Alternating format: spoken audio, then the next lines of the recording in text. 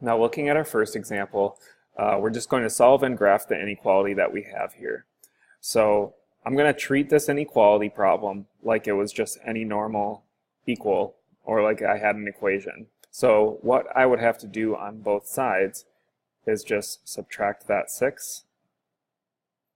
So I'm going to have t is less than 7 minus 6, which is 1. So I'm looking at the inequality t is less than 1. Now if I want to graph that, I'm going to first start with my number, that number 1, and just anywhere on my graph I'm going to put dashes. So I have 1. Now its t is less than 1, so that means that I'm going to have this open circle, and think of a number that would be less than 1. So I know that that would be like -1 or 0. So if I had -1 or 0 and I plug those in for t, 0 is less than 1, that's true. If I picked 2, 2 is less than 1, that does not work. Okay, so I know that I'm going to be coloring this arrow over to the left. That's what we're going to be doing throughout this lesson. Moving along, the second example, again, we're just treating it as if we are solving a problem. Now, this example holds something that's pretty important, so make sure you're paying close attention here. So I have -2 times 4 gives me -8, and -2 times b gives me -2b is less than or equal to 4. My first step here will be to add 8 to both sides. I'm going to jump below the line here. So I have -2b is less than or equal to 12. Now, this is like the big thing with inequalities when we go about solving them. I need to divide by -2. Now, I know that you've probably heard this before sometime in your mathematical careers, but when we divide an inequality by a negative, we need to flip the direction that this sign goes. So this is now going to be b is greater than or equal to -6. Okay, so then graphing it, I'm going to go about it the exact same way that I did the last one. So I'm going to start with just my number, and now it's greater than or equal to, so I have a closed circle. And then think of a number that's greater than -6.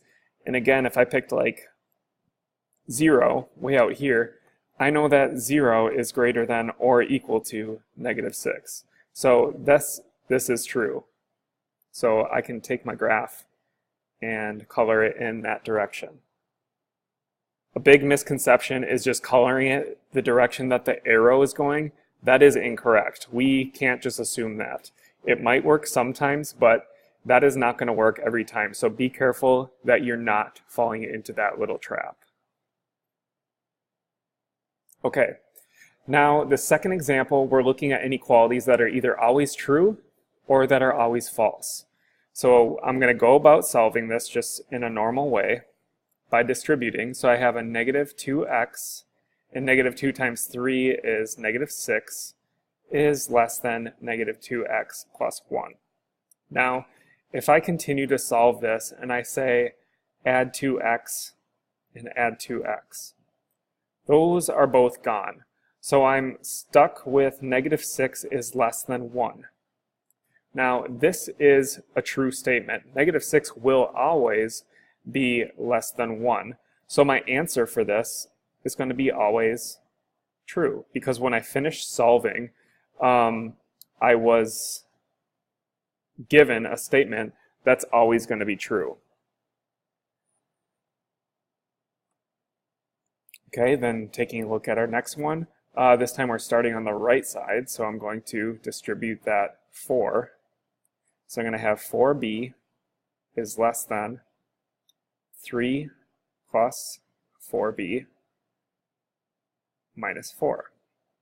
So I'm going to have to combine my like terms.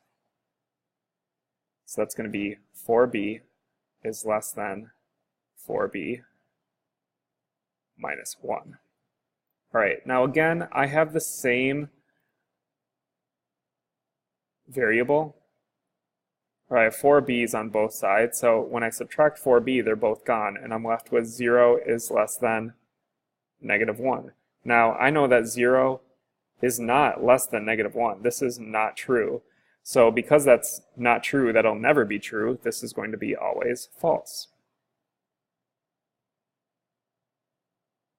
And for these ones, when we're looking at things that are always true or always false, we don't have to graph these.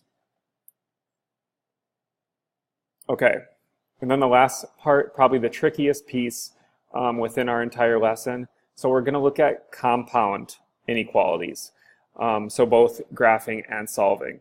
So I'm going to give you two different methods, and you're going to be given two different opportunities or two different scenarios.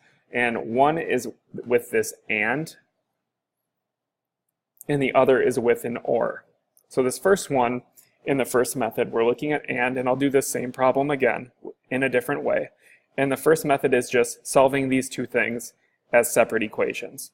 So I have 4x minus 10 is greater than or equal to -2. So solving this, I'm going to have to add 10 to both sides. So I have 4x is greater than or equal to +8. And divide by 4, divide by 4. And I'm left with x is greater than or equal to 2. I'm going to jump over to the other side, and I need to add 10 to both sides. So I have 4x is less than or equal to 20, and then divide by 4, so that I get x is less than or equal to 5. So I have two numbers now. We're interested in 2, and we're interested in 5. Okay? So first off, I'm going to go with my red side over here. So I'm looking at x is greater than or equal to 2. So I'm filled in because it's greater than or equal to, and pick a number. 5 is greater than or equal to 2. So I know that I'm going to be going this way. Now for the other one, I'm starting at 5, and we have x is less than or equal to 5.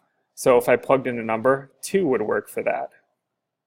So when we have this and, we should be coloring in between here. Okay?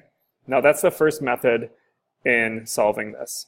The second one is like this, where everything is put together into one inequality, and it's compound because we have more than one inequality within that single problem. So our actual problem is here in the middle.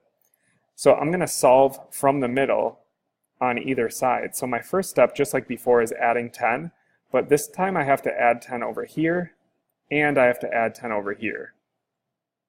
So I'm going to have 8 is less than or equal to 4x is less than or equal to 20. And then, just like before, my second step is to divide by 4, but I need to divide everything by 4. So that means I'm going to have 8 divided by 4. I'm going to jump below the line again. So I'm going to have 2 is less than or equal to x is less than or equal to 5. Now, when you have an inequality that's set up like this, it's kind of telling me that all my answers are between 2 and 5. So that's actually kind of helpful for graphing. So the same way, 2 and 5, those are colored in, and it's filled in the middle. Now the second scenario is this or. Now I have these separate because we actually have different inequalities or different equations that are going along with this. So I'm going to subtract 1, and I have 2x is less than 2. Then I will divide by 2. So I have x is less than 1. Okay? And then jumping over here, I'm going to add 6 and add 6.